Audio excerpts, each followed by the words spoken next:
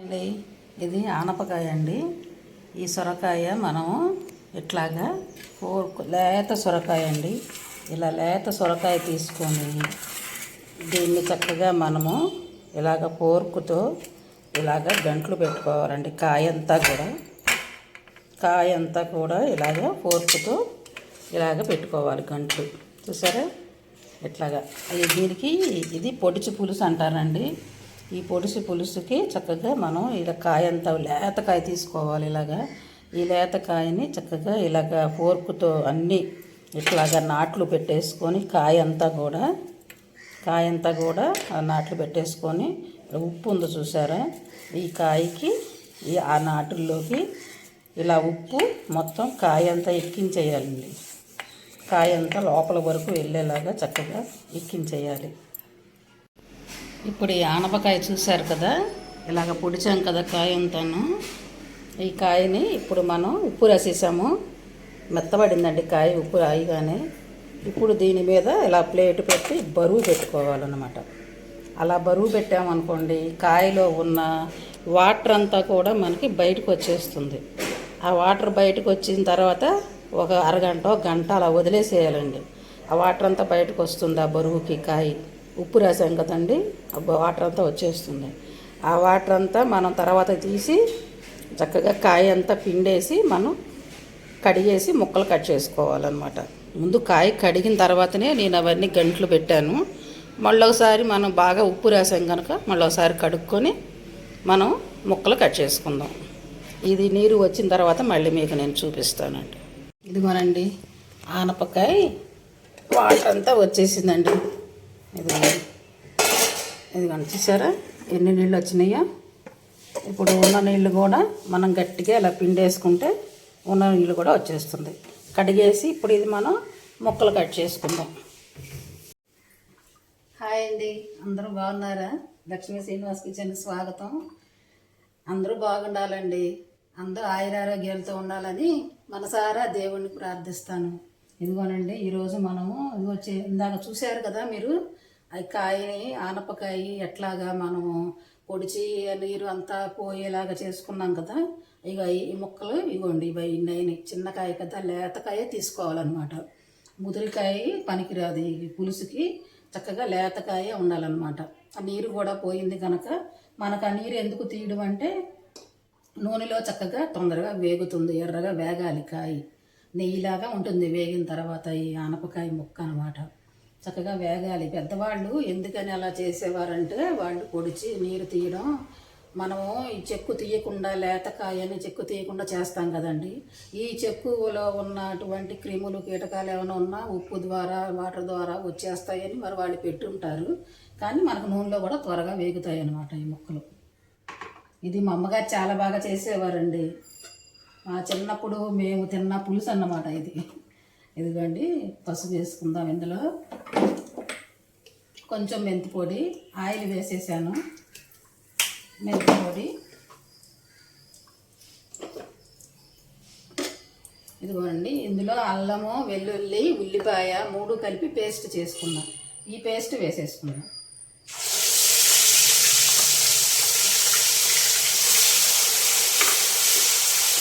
మంచి సువాసన వస్తుందండి. అది వేస్తున్నాం కదా. పచ్చిమిర్చి, కరివేపాకు,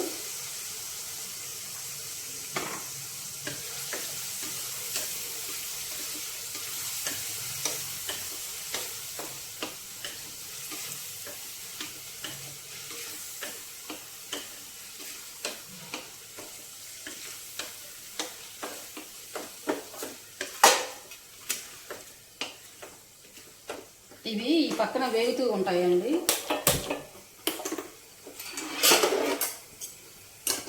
ఇవి ఈ పక్కన వేగుతూ ఉంటాయి. మనం ఈరోజు మళ్ళీ పాన్ పెట్టుకొని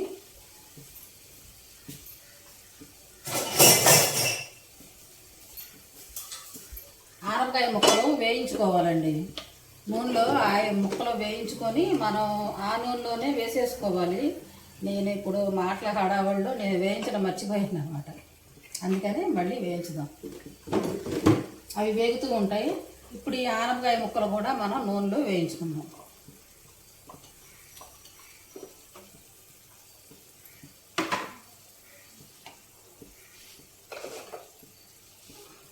ఇవి చక్కగా ఎర్రగా వేగాలండి ఆనపకాయ ముక్కలు. ఇవి వేగాలి, అవి వేగాలి.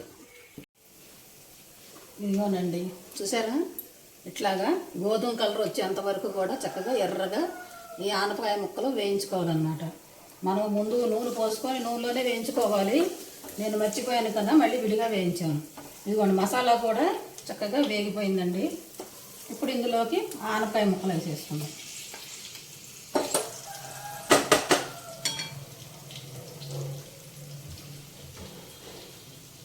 ఆనపకాయ ముక్కలు వేసుకున్నాం కదా, ఇందులోకే కొంచెం మనం కొద్దిగా ధనియాల పొడి, చిటికెడు మసాలా పొడి,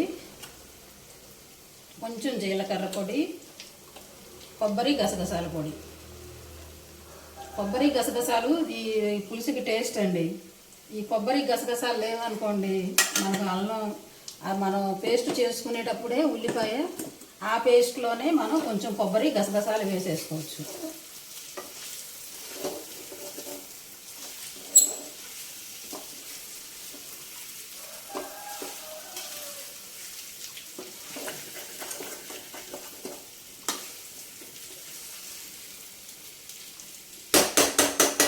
ఇప్పుడు ఈ పొడులన్నీ వేసాం కదా, ఇప్పుడు కారం వేసేసుకుందాం.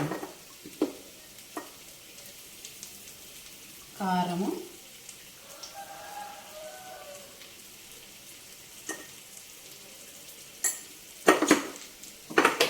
ఉప్పు కూడా వేసేసుకుందాం. ఉప్పు మంచి ఫ్లేవర్ వస్తుందండి. మన పొడులు పడినాయి కదా,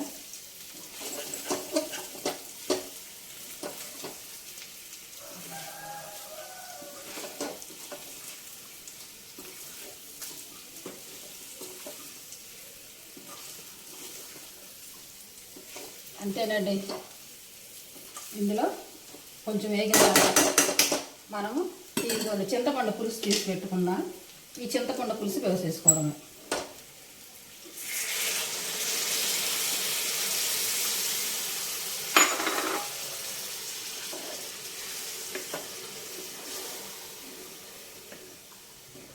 చింతపండు పులుసు పోసుకున్నాం కదా, ఇందులోకి టేస్ట్ కోసం ఎక్కువ కాకుండా ఒక చిన్ని బెల్లం ముక్క వేసుకోవాలండి. అమ్మ వేసేది, మా అమ్మగారు వేసేవారు, చిన్ని బెల్లం ముక్క వేసేవారు. మా హైదరాబాద్ నుంచి మా చెల్లి అడిగిందండి పులుసు, ఎప్పుడో అడిగింది పాపం తను. అక్క చిన్నప్పుడు అమ్మ చేసేదే పొడిచి పులుసు ఆనపకాయ, అది చేయవా అక్క అని. అది ఈ రోజుకి అయ్యిందండి మనకి.